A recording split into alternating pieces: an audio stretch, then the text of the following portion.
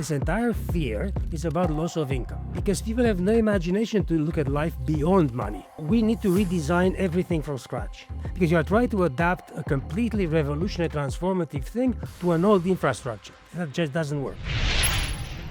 This is a show about the future of tech and the future of work. I'm Geoff Nielson, and today my guest is Alexander Manu. He's an innovation advisor, strategic foresight practitioner, author, and lecturer obsessed with disruption and how technology is changing our lives and ourselves. Alexander is unusually optimistic about AI and sees it as a tool less for efficiency gains, but for helping us become truer versions of ourselves. He sees us as being at a historical bridge between technological eras. So I really want to know what he sees on the other side that I don't, and what we need to do to get ready. Let's find out. Alexander, thanks so much for being here today. Really excited to have you. I wanted to start by just asking, when I hear you talk about AI, the word that comes to mind is fearlessness. You seem to have a fearlessness about the technology that feels in some ways out of step with a lot of the media narrative. Right now, there's so much concern, there's so much backlash, and I don't hear those emotions when you talk about it. And so I'm curious, why is that? What's your outlook, and what do you see from your perspective that is not being picked up? I think a lot of people react when they discuss AI, react to something they don't really understand. And what they don't really understand is human nature. And human nature seeks, like every other animal, we seek something that we never talk about, which is the lowest energy state. Like we seek to balance activity with non-activity. And for that purpose, we build tools, we build elevators, we build cars, right? So when people discuss AI, they discuss it initially from a dystopian perspective because they don't understand the meaning of technology. They think technology has ideology. They think technology is a thing in itself. They never think of technologies as an extension of us, of the human will. The human will to exist, the human will to create, the human will to procreate, and so on, and to leave a sign that we existed, because that's the whole thing about humanity. Makes it different than other animals. So if you look at this artificial intelligence conversation right now, it's very easy to be dystopian. There is a story in dystopia. There is no story in utopia. There's no point in being positive about something when you can be negative, because fear is a very dominant emotion. It's very easy to instill fear in people. So, you think of, I'm going to lose employment, I'm going to be displaced as a professional, I'm going to be increasingly replaced by invisible automation, by machines, and so on. But nobody thinks about, okay, so at the end of all that replacement, what happens? Nobody thinks that maybe this is the purpose of humanity, to actually be work to be taken over by machines, and you to have the power or the opportunity to finally contemplate that you exist. And you may think, wow, what do you mean contemplation? Well, yeah, contemplation is what your life is about. That's why you build museums. You know what you do in a museum? You do nothing. And that's the lowest energy state. You know what you do when you do nothing? You look at the Mona Lisa. And you are in a conversation across time zones. You're in a different place. You are being human. You are not an engineer. You're not a doctor. You're not a lawyer. You're a human being in front of the Mona Lisa. And that is what people don't understand, that we created these layers of societal expertise after industrialization, because we needed people to make machines, people to work for machines, people to manage the machines and the people to manage the systems in which all of these things existed. And guess what? Now we have AI taking over everything. So all these layers we created for the last 200 years are disappearing. And people don't like that because they don't think of why they became engineers in the first place.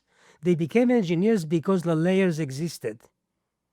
Once the layers become, compressed or replaced by something, they will not exist. And that's very, very hard for people to understand because they identify themselves with their profession.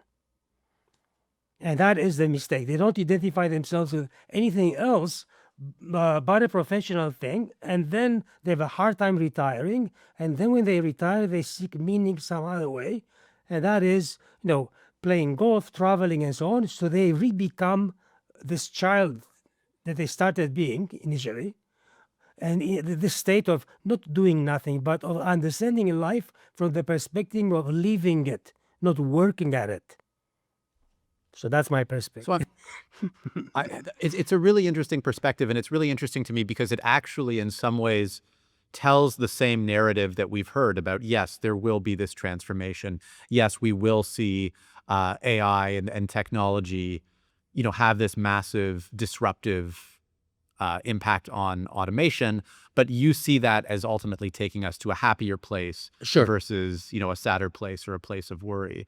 And so I'm curious, when you play the clock forward, what does that look like? And, how do you said something really interesting there, which is that technology is here to work for us. Right. And I hear this fear that it's almost, it's working instead of us or in a way that prevents us from having any sort of livelihood. So how do we cross that chasm?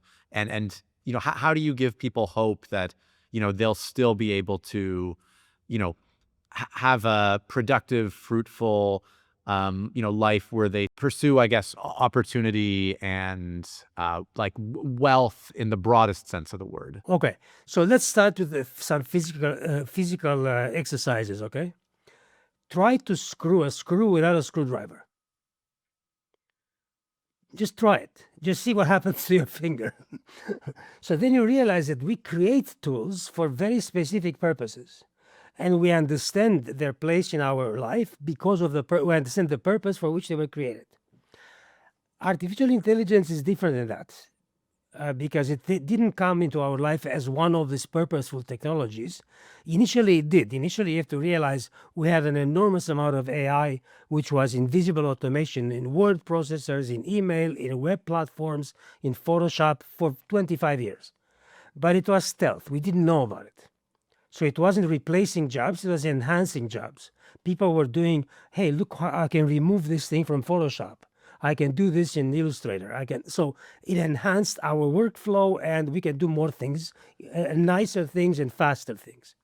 So now AI comes in this historical sequence of technologies, which transform civilizations, right? And this is nothing new. Louis Mumford wrote a phenomenal book called Tools and Civilization, which tracks exactly the same history. We become the tools we use. We are the innovation, not the tool. The innovation is not a process. Innovation is an outcome. Design is the process by which we design things and make things, and then the outcome is us now on the cell phone. Well, guess what? That's the innovation. My mobility is the innovation, not the tool itself. The tool allows me to behave in a different way. So artificial intelligence shows up in this historical sequence of stuff, but it's a different order of abstraction, because it doesn't automate physical labor. It starts to automate cognition. And that's a different level, right? Coordination, prediction, administration starts to look at all of these other things and starts to unify them invisibly. And now you wonder, so what role do I play, the human being? Well, now you can start creating things which artificial intelligence cannot create. Now you can start collaborating with a very powerful collaborator. That's how I use it in image generation. I don't treat it as a tool. I treat it as something that I can coordinate, I can collaborate with, I can give intent to, and I can give it an articulation, but I am expecting a manifestation which is beyond what I could do myself. And once I see that manifestation in the form of generated images, I'm blown away. And I realize the power of what just happened. So now imagine this future, right? So we have an ambient environmental situation where the AI is ambient, is not identifiable. So guess what's going to happen? Bills are paid, lists are made, supply chains are taken care of, routes are changed, medical signals are monitored, and so forth. And now the task is no longer performed by you. So again, what do I do? Well, do you think your life was the meaning of your life is the tasks that you perform? That's when you feel alive?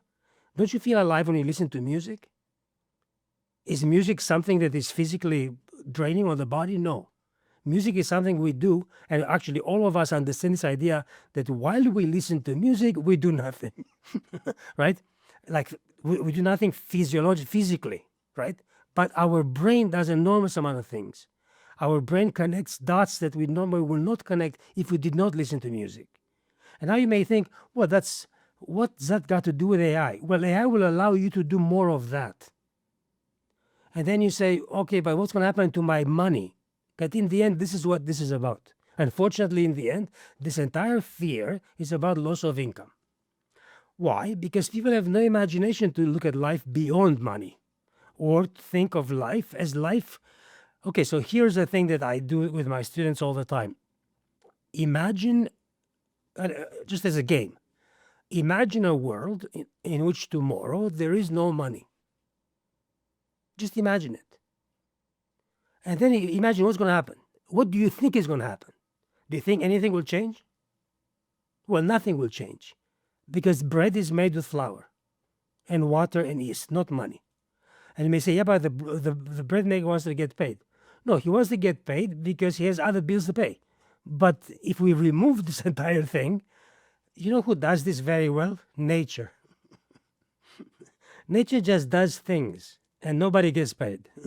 And we are not able to understand that we come from that place in which we had exchange mechanisms that did not involve money. And we have to be imaginative enough to come up with a society, now with AI, in which money will not exist. And then we have a different conversation. Right now, unfortunately, the conversation takes a layer of civilization, which is now surpassed by a layer of technology, and they're trying to combine them. And it's just not possible because you are trying to adapt a completely revolutionary, transformative thing to an old infrastructure. And that just doesn't work. If you don't work in enterprise technology, you can skip ahead or take a quick braincation. But if you do, infotech is your secret weapon. Infotech helps IT teams get projects done faster, better, and at a lower cost. Whether you're rolling out new tech, improving processes, or just looking for cost savings, Infotech provides unlimited access to practical tools and expert guidance you need to execute at a fraction of the cost of traditional consulting. No matter the project, from AI strategy to cybersecurity to vendor negotiation, Infotech has you covered. Check it out at the link below and don't forget to like and subscribe. Let's dig into that a little bit more because I think, you know, to your point, there's the image of the utopia is really starting to take shape around what people could be if we leave, you know, toil and work in sort of the, you know, continuation of the Industrial Revolution sense of work continues. And if we can leave that behind, being able to move to something a lot better. I guess for the question for me is what does that transition look like? Because I think that is where there's a lot of fear. And how do we make sure we get that future that we want and, you know, architect that versus fall prey to some sort of manipulation by, you know, the owners of production, the owners of AI and the people who have all this capital and say, well, you know, why would I give this up? It's allowing me this privilege that I could lose.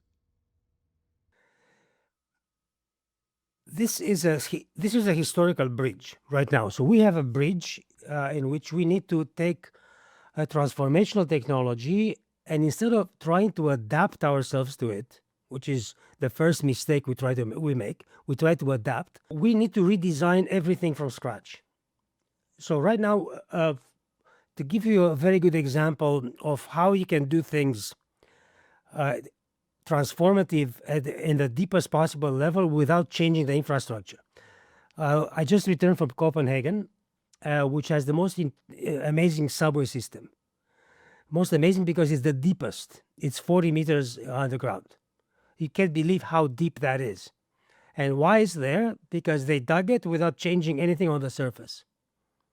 They didn't have to disturb anything in the streets.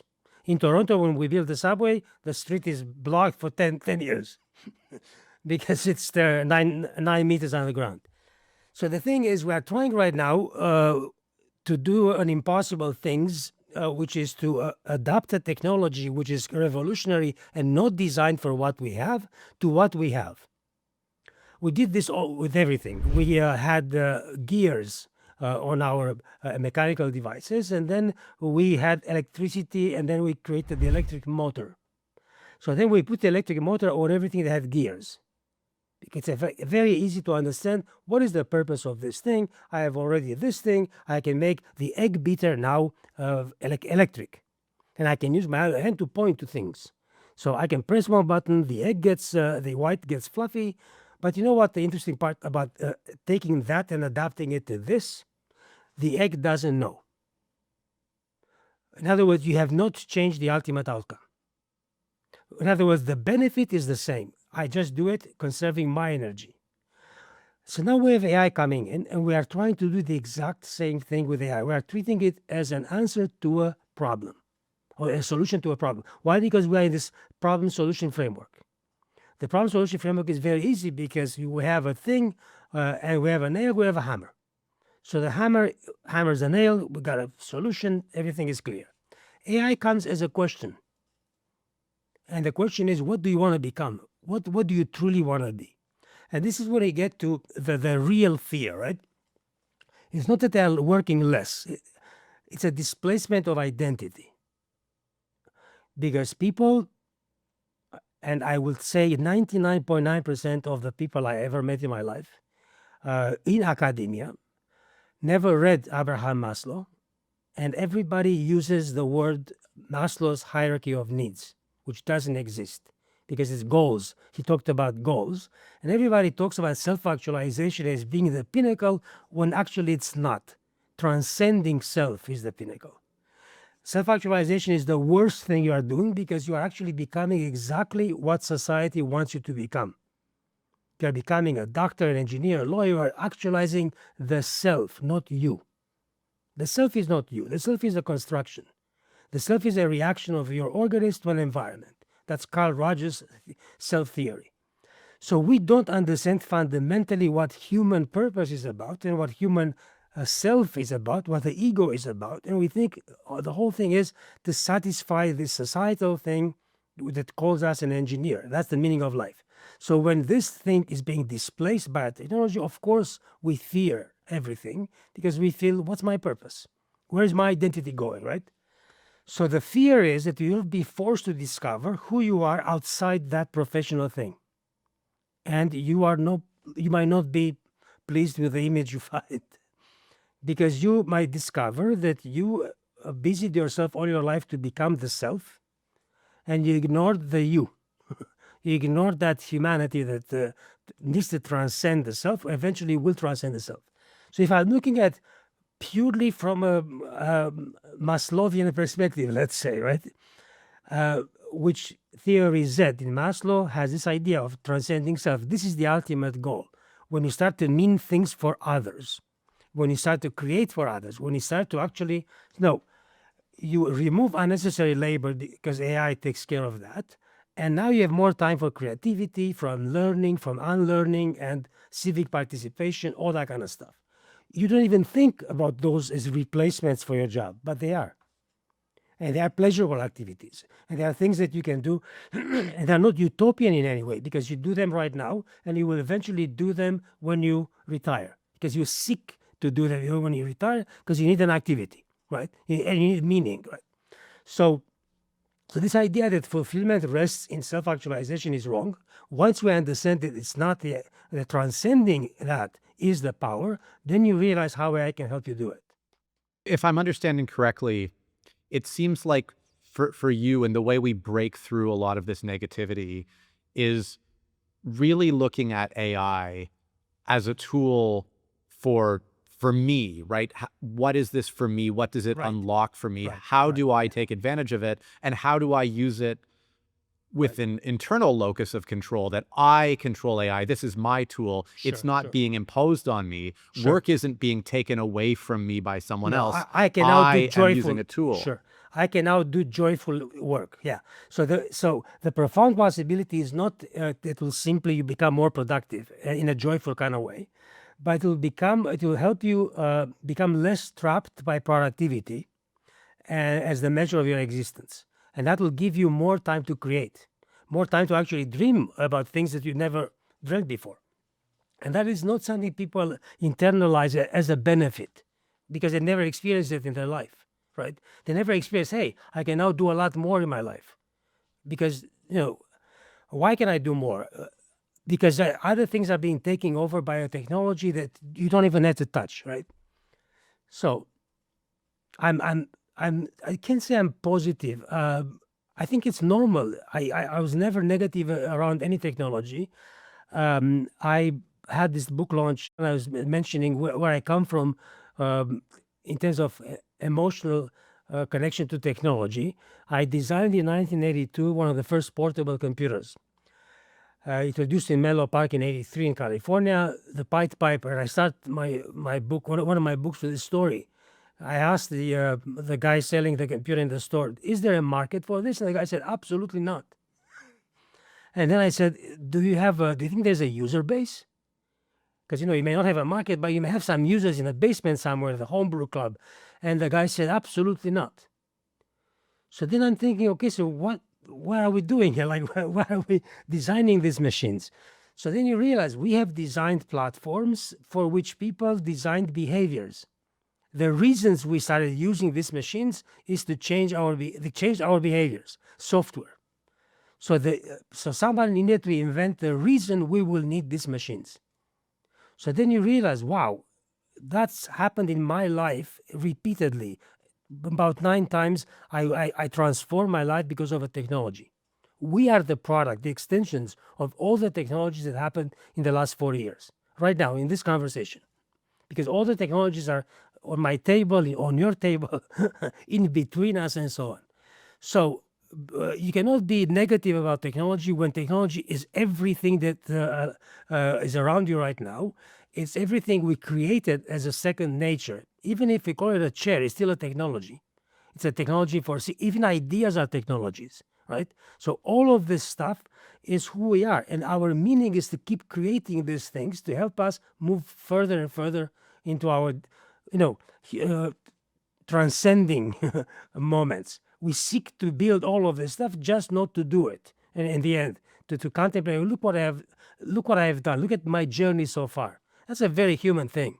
There's still a tension there that I want to get a little bit deeper in, which is, you described it as there's the you that transcends the self and is really all about what is going to work for it. It's not the self that reflects other people's wants or desires or who you should be. It's truly connected to something deeper that you may not even know, about yourself as a person. And technology to me could be used for both, right? It can be pushed on you by others who say, use this tech, here is a personal computer to put on your desk at work with spreadsheets, and you're going to have email and you're going to be more efficient. That's exactly what happened. It's exactly what happened. That's right. So how do we overcome that? Well, but this is what happened in our lives. All of a sudden, every office had computers, whereas every office did not have computers prior to 1982. Like the PC, IBM PC was introduced in 1981. And all of a sudden, by 84, it's on everybody's desk. And then we have noise canceling sound systems because it was very noisy. And then we have disk drives. Then we have scanners. Then we have storage media. Then we have Business Depot, Staples now, which half of that was storage media, CD drives, CDs, and so on. And all of initially floppy disks. So all of this stuff is imposed on you. And all of a sudden, people that went to engineering school now have to create decks. PowerPoint decks. Like, what is a deck? The first actually program was called Persuasion, not PowerPoint. So Persuasion. So all of a sudden you have to make slides. It's it's actually a demand from everybody above you that you need to know these things even though you never studied them. But you know what? We adapted to all of it in a process called from gizmo to tool.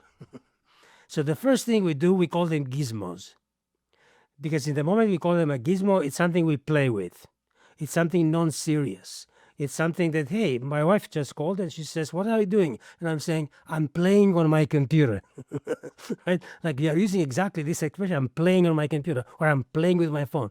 So gizmos are introduced. They call themselves gizmos because it's a new thing. The early adopters call them the future. And then you play, the more you play, the more you adopt it. And initially people say, whoa, what's the difference between the BlackBerry and the iPhone? The iPhone is a toy. No, but it's not a serious thing. Well, that's exactly why it was the most successful product of all time, because it is a toy. It was a toy. It allowed you to discover everything, right? So then you realize we adapt to these technologies, and one of the most powerful ideas in my mind that I discovered writing this, my last book, was this idea that once we adopt a technology, we also embrace its future. Because from that moment, we are it. From that moment, we cannot go back. We cannot pretend we didn't use this tool or this technology. We cannot pretend this doesn't exist. So then we become completely co-opted into that ecosystem. And you cannot get out. And then slowly, and in my view, because of that, the earlier you embrace a technology, the more connected to it you will become, and more fluent you will become, and your life will be a much easier flow between these technologies, and between the adoption of technologies, your redesign of the self. Don't forget, all of these technologies are architectures of selfhood. You are the one being transformed. The thing doesn't do anything without you. The thing doesn't exist without you. That's the most interesting part. People say, well, Mid-Journey doesn't do anything if I don't ask it to do something, or ChatGPT. So it's interesting though, right? Because we've got this history where it's connected to the self, it's an extension of the self, we suddenly become invested in it. You talk about the technology though is in some ways co-opting us into its ecosystem. So it feels like there's something mutual happening it's here. Both, yeah, because right now these Right. technologies, since machine learning, the technology learns a lot about yourself. So I'm convinced that your iPhone and my iPhone do not look at all like the same product when you open it, because we adapt it to ourselves. I'm convinced that your ChatGPT behaves completely differently than mine, because it learns from me who I am, and it learns from you who you are. Whereas before, very few technologies learned about you. Very few technologies said, good morning, Alexander. What can I do now for you? No, very few.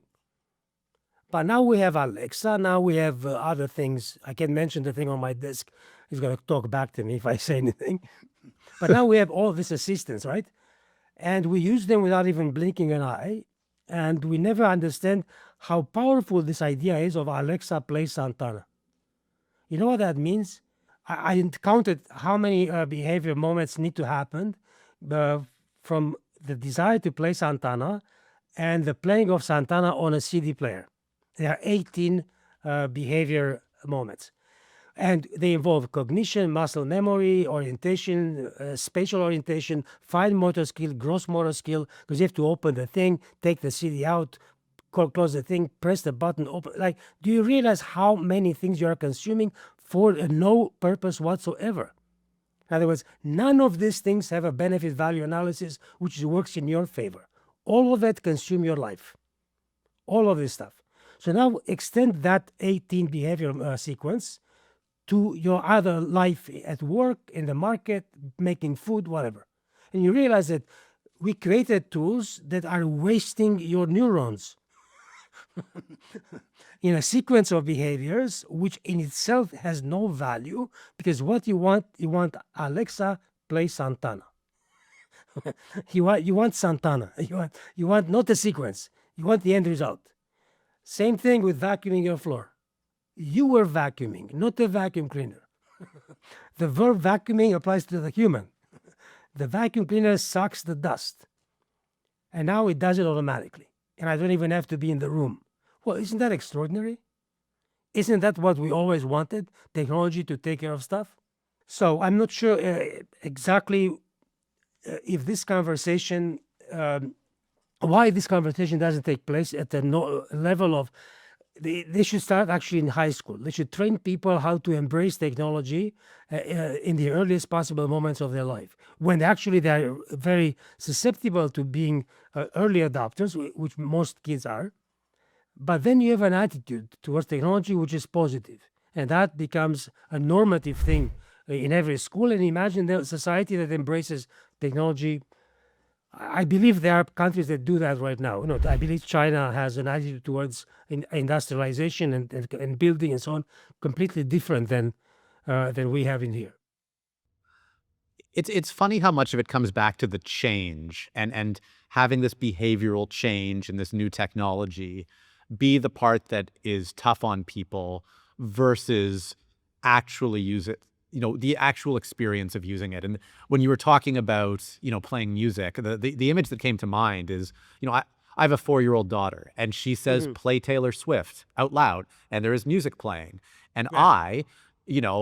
as someone much older, I have my silly little record player that I like with my records, and it plays it just so because Yeah. it captures some sort of nostalgia. And I remember how things used to be, and I like that. Now, of course, I still, play music from my phone. But when I reflect on it, it's hard for me to believe she would ever want a record player because Exactly. she doesn't have anything to attach it to mentally. She just knows it. Why would you make it hard? Right. And she will never understand why you put such a value on the record player. Like, in other words, what makes you so connected to it, and what does it mean so much to you? Because for her, it has no value. The ultimate outcome is playing music. And it happens that Alexa does it much better than Alexa and other devices, obviously. Yeah. Sonos. Yeah. No, exactly. I want to shift gears a little bit, and I want to talk about disruption itself, which has been a theme that we've been covering so far. And you've been talking and writing recently on the disruption continuum as kind of a framework for understanding disruption. Can you maybe walk me through what that means, and how should we be thinking about disruption through that lens? So I wrote a couple of books about disruption in general, disruptive business and future proofing and so on. And then I realized at one point that through client work, that you do this digital transformation seminars and workshops and so on, and you take companies from physical to digital. And once they are digital, they think it's over. Okay, I was disrupted, now I'm ready. And then I realized that disruption is never ready. In other words, disruption is never finished. Why? Because one thing leads to another, another. So it's never finished. Conceptually, on a map, we have to finish the map somewhere. So if I do my mapping, which is the innovation is here, or innovation object, then it maximizes, it amplifies, so all of these things become maximization, and they stop at one point because of a physical impossibility of me showing everything. But it doesn't actually stop. It continues. So everything leads to everything else, because once an innovation object exists, it prompts you to innovate around it. So you innovate around it, and now you have right now the innovation object of the moment is agentic design. So now we are innovating agentic, like ad agents. We are trying to innovate agents because we can.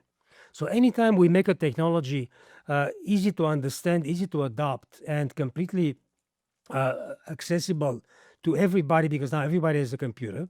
So there are moments in which that we call the end of the beginning. Like now we have internet, phenomenal. What do? We come up with Web 2.0, which means blogging. Oh, phenomenal. Now we have blogging. What do? Well, let's come up with YouTube, images, video, and so forth. And all of this stuff innovates on itself. So then you realize, if I start mapping human civilization from the most important innovation object, according to many, the printing press, we are the descendants, the result, the extent of the printing press, which led to any number of things, which I diagrammed in one of my books, in the book you mentioned. So then you realize that disruption never stops, because disruption is the verb that happens when something disruptor exists. The disruptor is an inside or outside. Inside meaning a technology which we innovate, or an event. COVID. COVID is an outside in, digital transformation inside out. Like the transistor is a device, right? So then we come up with a transistor, and then we have to find uses for the transistor. The first uses are the immediacy for which the transistor was invented, and then we try to apply that transistor to every single thing we make. Same thing with digital stuff, same thing with LCDs, same thing with multiple touch screens, and so forth. So then you realize each one of these things I'm mentioning is a disruption, creates a disruption. The disruption is behavior, right? The disruptor is a technology, the disruption is behavior. So do we like our behavior being transformed? Yes, because it's always adding something to something else, which means you become a compound of all of these things. Now you can do more, and eventually you will have to unlearn some of the stuff that doesn't exist anymore. You have to unlearn to fax. You have a fax machine? I have never had a fax machine. I've used a fax machine. I've never owned a fax machine. Yeah. Okay. So that's what you see what I mean. The fax was clearly an example of a bridge technology between a state and a new state, email. So then you realize, wow, this happens every day with every technology, might be a bridge. So the question is, to what? So that's what foresight practitioners do. They figure out when this thing is being maximized, what is the thing is being maximized into? Because if right now you can say, Alexa, play Santana, what else would you ask Alexa to do? Wouldn't it be normal to ask Alexa to do a lot of other things, or a technology similar to Alexa? Yeah, because you start to get trained to the benefit of saying, Alexa, do this, Alexa, what's the temperature, or whatever. And then you start realizing, why can't this happen in other aspects of my life? Wouldn't that be wonderful? So then you start seeking these moments. So you become a disruptor as a human being, because you're seeking the other disruptors to create a disruption. So what people don't really see clearly is that disruption is a multi-layered phenomenon. It's multi-layered, multifaceted, and it's always cultural. Technologies don't exist outside cultures. So technologies completely transform societies, but they transform the cultural fabric of society. What do I mean by that? What we do, what we create, how we create, what we look at, why we look at things. So people think that technology changes the what. The how. Yeah, technology changes the how we shop, but also it changes the what we shop for. Because now we shop for completely different things than I was shopping before. Why? I'm better informed. I didn't even know this thing existed until I see them on Amazon, certain things. Then if I see them and they make sense to my life, I want them. And then you realize, why would I go and buy coffee when I can subscribe to coffee? Why would I go buy certain things when I can subscribe to a lot of things?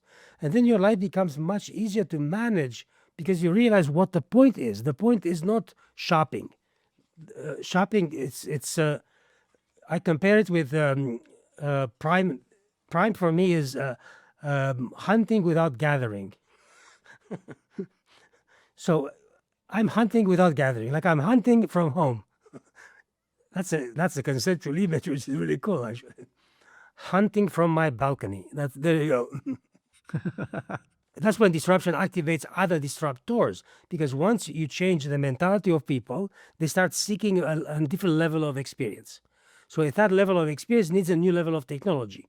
So you move from VR to AR and so forth, and then you realize we need all of these things, and then we initially apply all the technologies to everything that we have, and then we start inventing native things for the technology. Like we first adapt games to the iPhone, and we have Pac-Man and Miss Pac-Man. You probably don't even remember these games. And then we create Angry Birds, which is native to the phone. Or we create Fruit Ninja. That's a better example, because Fruit Ninja took advantage of this multi-touch screen of the phone. And that is exactly what needs to happen with AI. Right now, we do not have yet a native AI thing. Like we have large language models, we have large action models. They are doable with AI, but they're not native. In other words, they are not things, they are replacing what we did before. We still have to come up with right now an AI native app. I don't know if that makes sense. Hopefully it makes sense. It does. It does, but I kind of get the impression when you talk about bridges that we're in a bridge period and we Yeah. don't really know where we're bridging to, or at least it seems like a lot of the people trying to innovate don't know where we're bridging to, that we're having these transformations, but we don't quite know what we're transforming into or what comes next. Is that fair, or would you categorize No, that differently? no, it's not fair, because the people that create these things are never the people who should think about what they are being used for, because they're Right. engineers or they're technologists. What I know and what you know from your own life, you know that at this moment you might be the best version of yourself. I hope you are.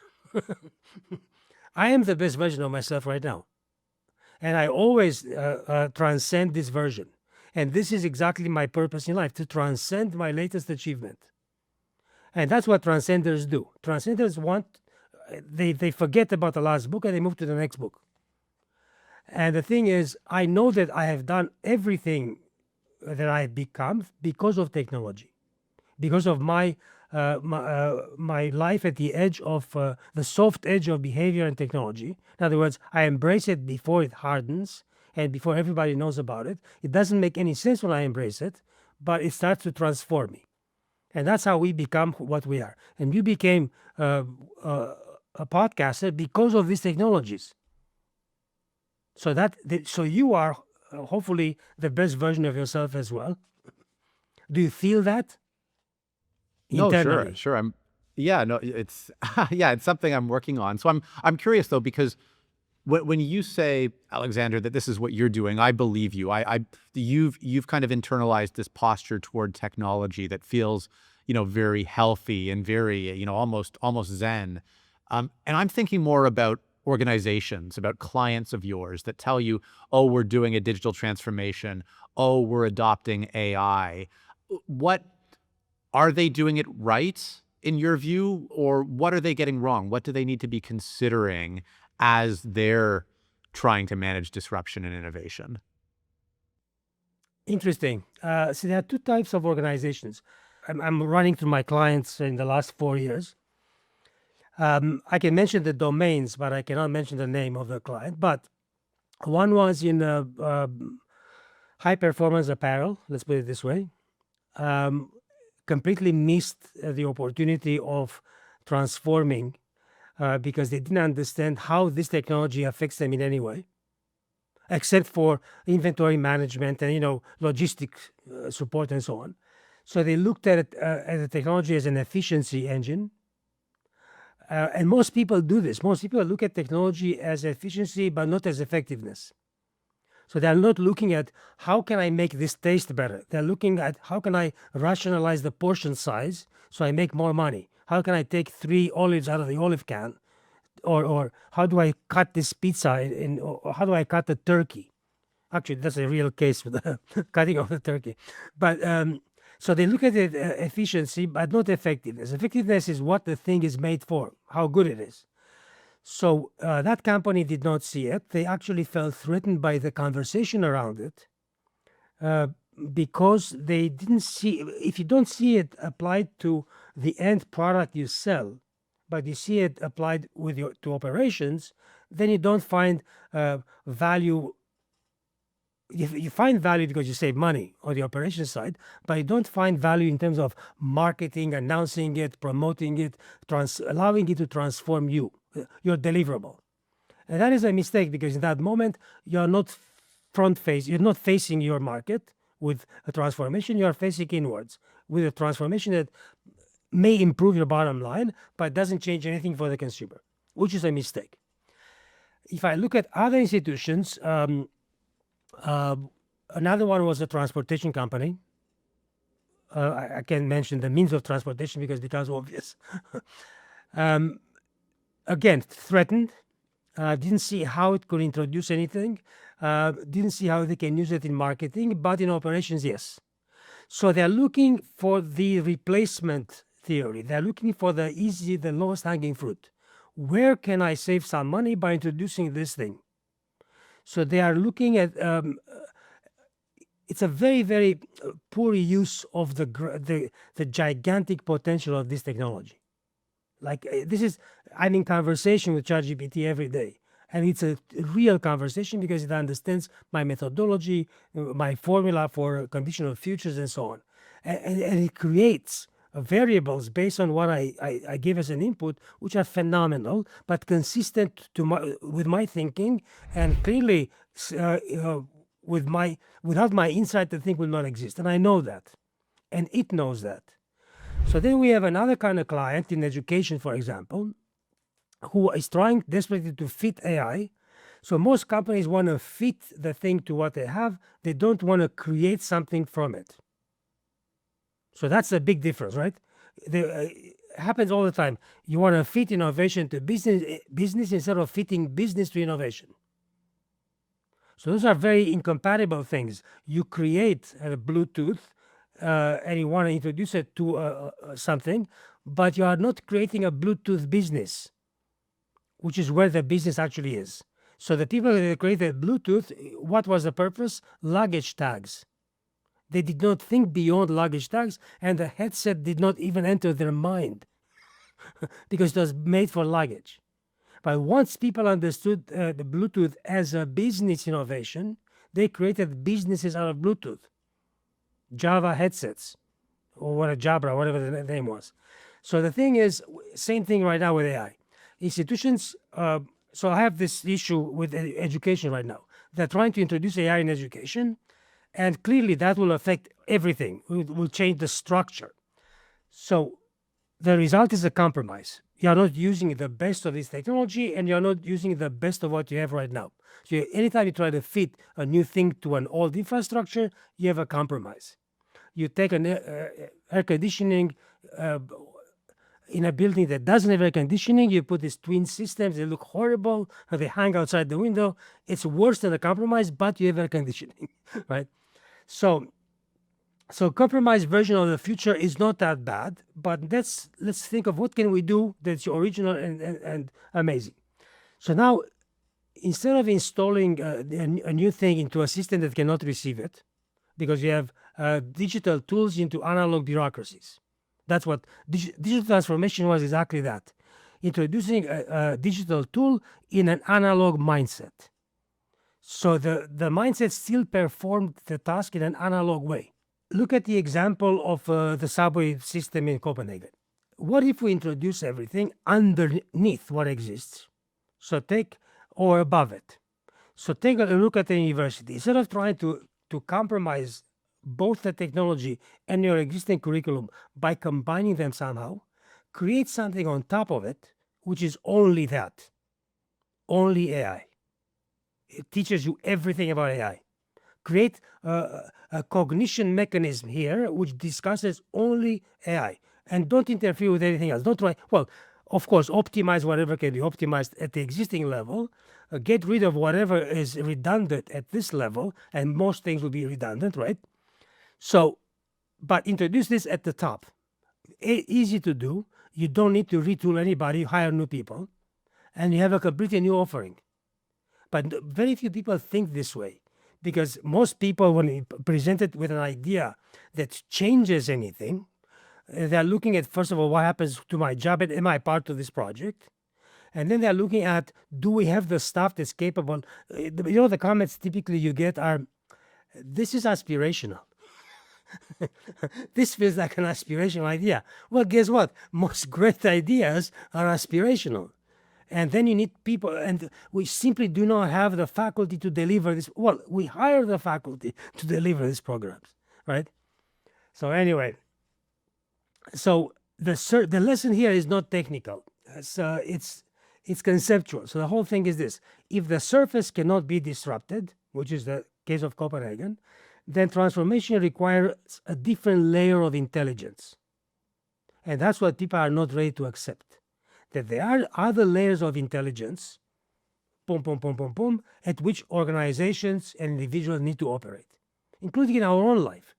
If I cannot do things daily with generative AI for my work, I'm going to do them as another layer of what I do.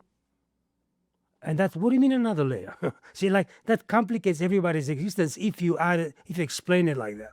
But that's how it is. You either replace everything you do, or you go on top of it.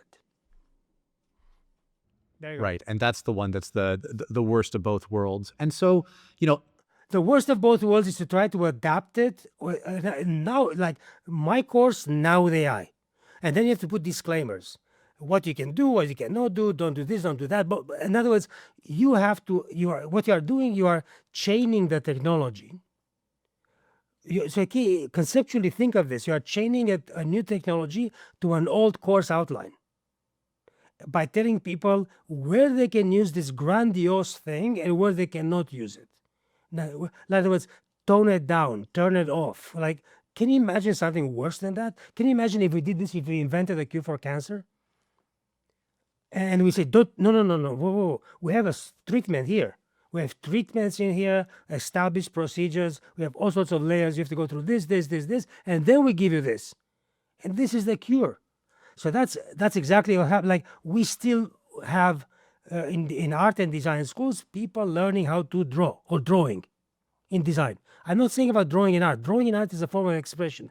In design is a form of communication. Communicating a form not to yourself, to the client, not discovering the form accidentally. So now why would I need to sketch? Why do I need to do a render in marker? What is a marker? So if you look at this idea of parallel systems in school, like imagine in a school, this top layer, which is parallel with what exists, and it's a layer of advising, tutoring, research support, creative development, all the functions here being performed by the AI. No compromise, no rules, no nothing. There you go. So in this new world, there's an awful lot that AI can do that we used to do. And it sounds like the mindset we approach it with, the culture that we approach it with are really important, and in some ways maybe more important than the technology itself. And so I guess looking at it that way, what do you see as some of the most important things for, business leaders to learn about it, to unlearn, if they're going to actually take advantage of this? The first thing, there's a lot of unlearning, obviously, but first the learning. The learning is where can we do this? Like I mentioned, we can go below as infrastructure, we can go above as interface, we can go around as a parallel service, which is very cool also, or we can go within as an intelligence embedded into the process. That is the hardest one, because that you have to give up something else. So the first lesson they need to learn is that this is not an elective. This is not, just like the internet was not an elective, just like the digital transformation was not an elective. And the quicker you jump on this, the faster you will learn that is not an elective, and you will become way more capable as an individual to understand what needs to be done. So you need to reach a point of no return as a leader. So as a leader, and this is a leadership function, right? The transformation is a leadership function. So the leader must understand that this is a point of no return at one point, and embrace it fully and lead into discovering what else can. So the question becomes, what else can we become, right? So now let's look at this phenomenal question that you can ask of any organization, and leading to a discovery of where can I use AI.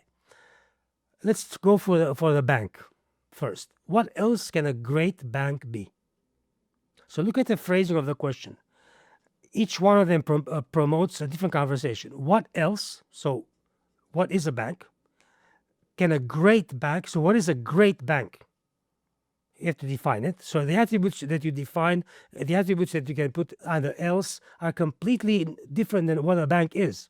But you will say a great bank is trusted, reputable, this safe, and then what else can I bank?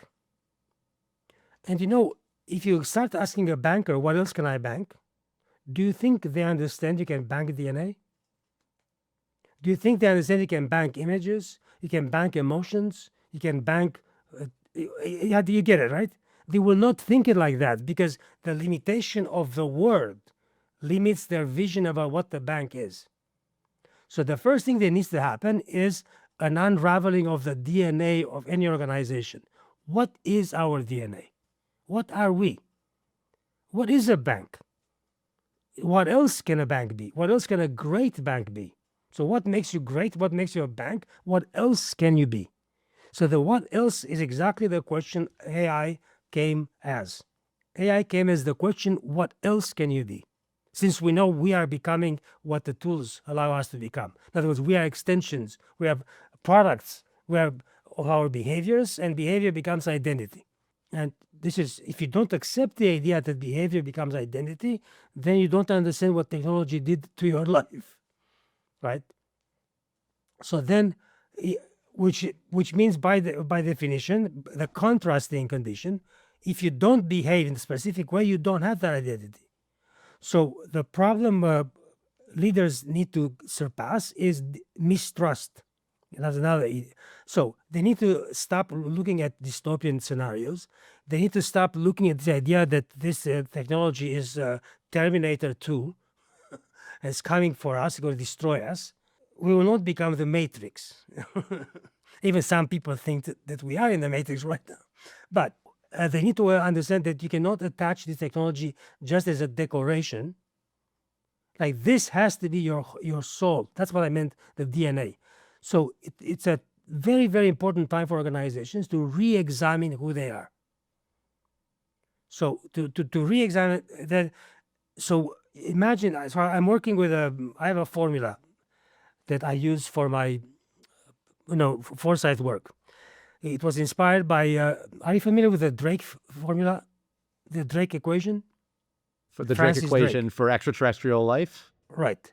So I adapted that equation. I adapted the variables to foresight. Because that equation was not about, it was about, I call it a grammar of possibility. Like, the guy was trying to find a way to express what could be possible. So he looked at a multiplication formula in which you need to have each one of these variables to exist at more than zero, right? It has to be one at least. So it multiplies. So then you realize that, hey, that's a very phenomenal formula for any future. Any future that I want, it depends on a number of variables. Now, the variables in banking are different than the variables in podcasting or the variables in education. But the formula is the same. I'm just changing the variables, but the conceptual idea is the same.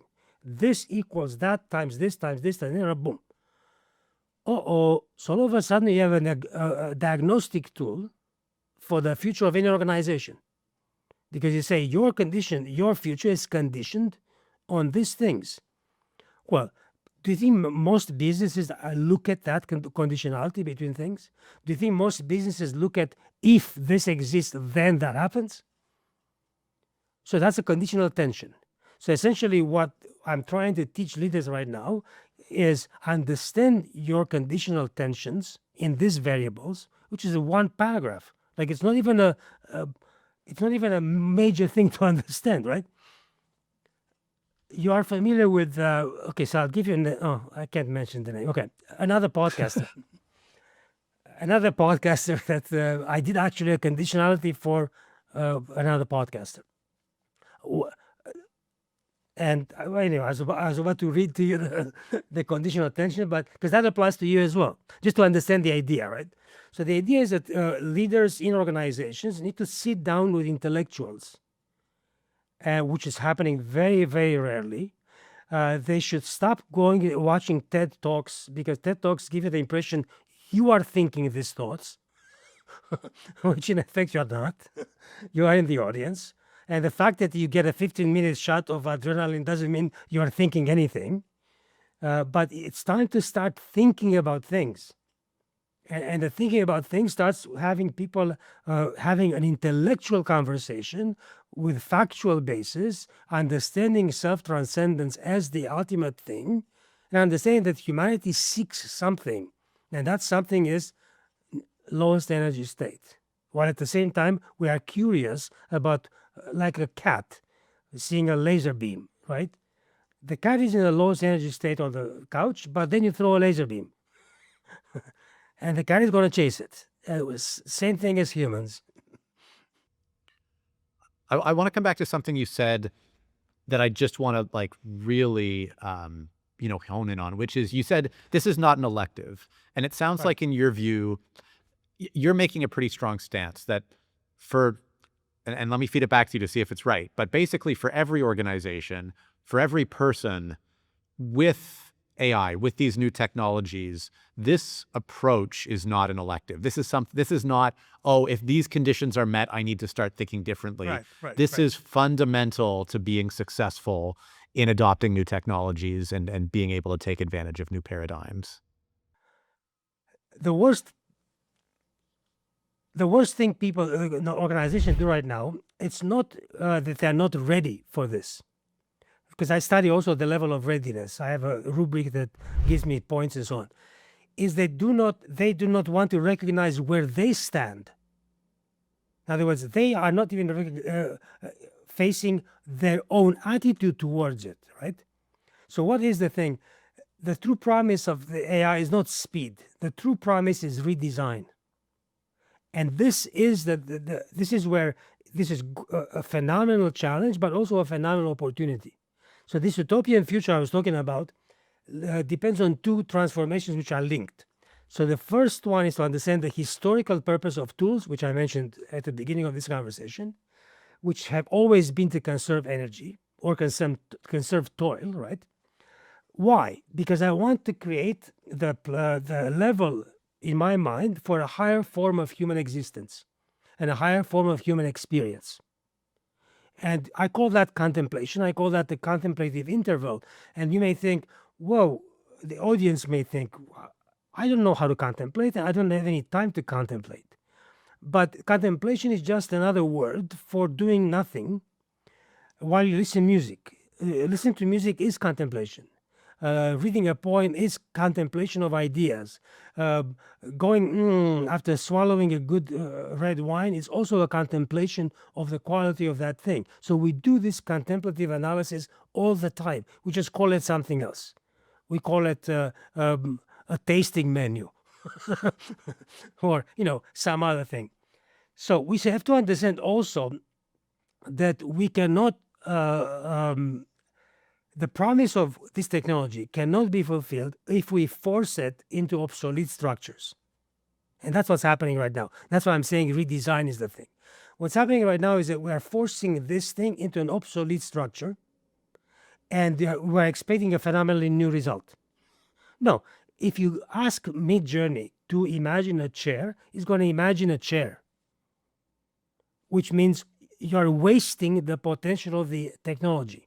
If you ask Mid-Journey, imagine a device that suspends the human body above ground in a relatively comfortable position while performing a task, then you get something extraordinary that you cannot possibly imagine yourself. So in that moment, you are using the technology to its advantage and to its full expanse, right? So you need new social institutions, urban, educational, you need architectures capable of receiving this intelligence. So that's why I'm saying it is almost an environmental condition that needs to happen for this technology to flourish in its full capability, not to be just adapted as a tool. It's not a tool, it's a condition. So it's a way of being. It's like the rain. Yeah, the rain can be used as a tool because you can create climate conditions for the rain, which are good for agriculture. But so to conclude this idea, the future is not the future that I'm thinking about when I say this is utopian. It's not utopian. It's what happened to every technology when it fulfilled its maximization. So it's not a world where the human is made useless, but it is a world where usefulness was redefined. So we have to redefine, and we redefine many things where we are really, really good at redefining things, the meaning of things. So we redefined garbage as, we redefine a green onion as garbage when we cut the green part. And then we throw it in the garbage, and then we come up with another thing, and we call it compost. But remember, this whole step takes 5 seconds. You bought the onion, you paid money for it, it was food up to the moment you cut a part of it. You cut a part of it, which is edible, and you throw it in the garbage. But you don't throw it in your regular garbage, you throw it in the compost garbage. And that becomes redefined in 2 seconds. Garbage, compost. So we're very good at doing this, redefining stuff. We look at the sun and we see, oh, that's a symbol of life. The sun doesn't know that, but we can define and redefine all of these things, right? So the question is not what work will humans still perform. That's what people are afraid of, right? So the better question is, what forms of human meaning become possible? Like, what can become possible when compulsory effort to put food on the table is no longer the organizing principle of civilization? Because that's how we did it. The organizing principle of civilization was you need a job. And because you need a job, you need to create systems that allow you to reach that moment of learning, knowing, until you know what your job might be. You go to school, you become this and that, and then you work all your life in that job. Well, that's not civilization. That's right now. 1,000 years, it wasn't the same thing. I want to cover one more topic just out of personal interest here, and that's contemplation, which we've talked about a few times now. And again, there's a tension here for me because I love the idea that, going to a museum is contemplation, or, listening to music is contemplation. There's this competing idea, or there's this concern, which maybe we just have in any generation, that with social media, with even, you mentioned TED Talks being 15-minute long, and you said you're not thinking, you're just hearing somebody else's idea and believing it's yours, that some of the ways we consume media are not necessarily contemplative. They're almost like anti-contemplative. Like they prevent you from thinking, or they just give you... They absorb you. Yeah, they absorb you. Yes. So what do you make of that? Do you have a broader, kind of viewpoint or paradigm for, contemplation versus being absorbed by something else, and kind of the good or the bad, or how we approach that? Well, it's a question of how you define contemplation, also how you define meditation. And is riding a motorcycle a form of meditation? Technically, it is, because you are focused on nothing. Like, in other words, you are focused on nothing and you are purely in that moment.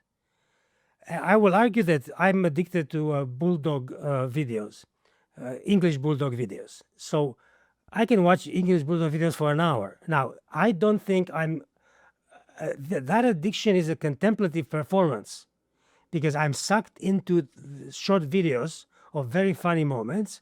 I'm not doing anything else. I'm completely relaxed. I probably laugh more than I laugh the rest of the day. So I don't see that as a bad thing.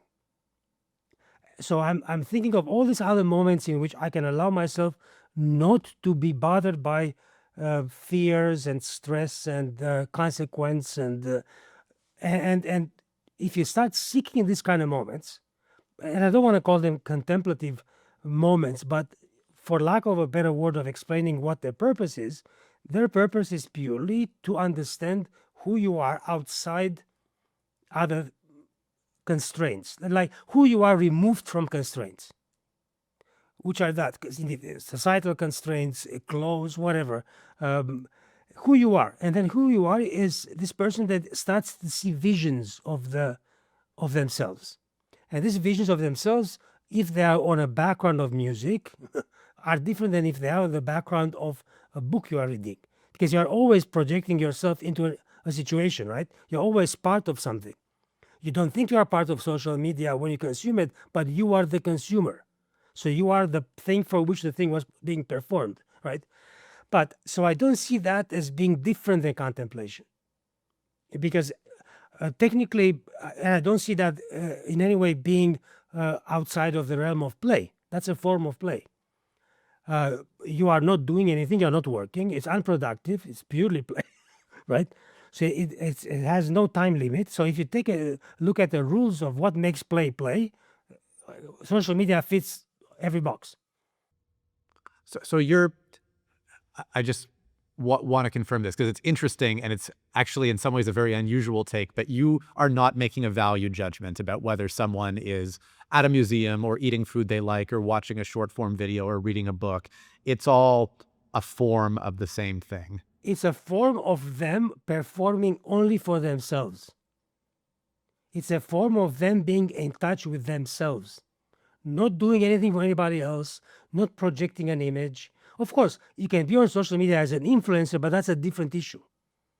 I'm not discussing influencers. I'm not discussing people that watch influencers. That's not play anymore. that is a thing that has constraints. And the constraint is the relationship influencer-influence. That's the relationship. I'm not talking about that when I'm saying social media. Watching bulldogs perform tricks on a board, it's phenomenal. Did you ever watch these videos? No, no, I haven't. I have some English bulldogs in my life, but I can't say that I've gone down it's not a part of my identity. Let's put it that way. Okay. They are really good at skateboarding. Like really good. Because they have a Wow. low center of gravity. So, and they seem to enjoy it, at least the ones I'm following. Oh, that's Anyway, so funny. so I think, and this is not being part of a positive no, I have all the reasons to distrust social media. I'm of the age that most people would say, how come you even are involved with technology? Well, it happens that I was an early adopter of everything. So I don't fear it. I don't see it as a negative. I think any time consumed outside obsessing about yourself, which is why I don't talk about the influencer part, is a time of contemplation. It's a time in which life takes precedence over doing. So being, because don't forget what these things are about. They're about being. Being is different than having and then work. So the human mind has these two halves, to have and to be. Eric Fromm wrote a fantastic book about this. And then we keep working with a having part instead of working with a being part. So I want to be. I'm pointing to the to the side of the head that has the being part. I'm not positive for being positive. I can't find any negative. That's I'm rational enough to I don't believe in the fears of others. I believe only in my own experience, and I'm doing every day. I'm performing every day with this technology, and I'm enchanted. That's the best way to put it. Enchanted. Enchanted. Yes. Enchanted. Yeah. I love that word choice. Alexander, this has been really interesting. I appreciate your insight. We covered so much ground. Thank you so much for a fascinating conversation. Thank you. Most viewers don't know this, but Digital Disruption is developed by Infotech Research Group, a leading advisor to technology leaders around the world. If that's not you, you don't need to care. So skip ahead and enjoy our content. But if you are a technology leader, Infotech helps IT teams get projects done faster, better, and at a lower cost. Infotech provides unlimited access to practical tools and expert guidance you need to execute at a fraction of the cost of traditional consulting. No matter the project, from AI strategy to cybersecurity to vendor negotiation, Infotech has you covered. Check it out at the link below, and don't forget to like and subscribe.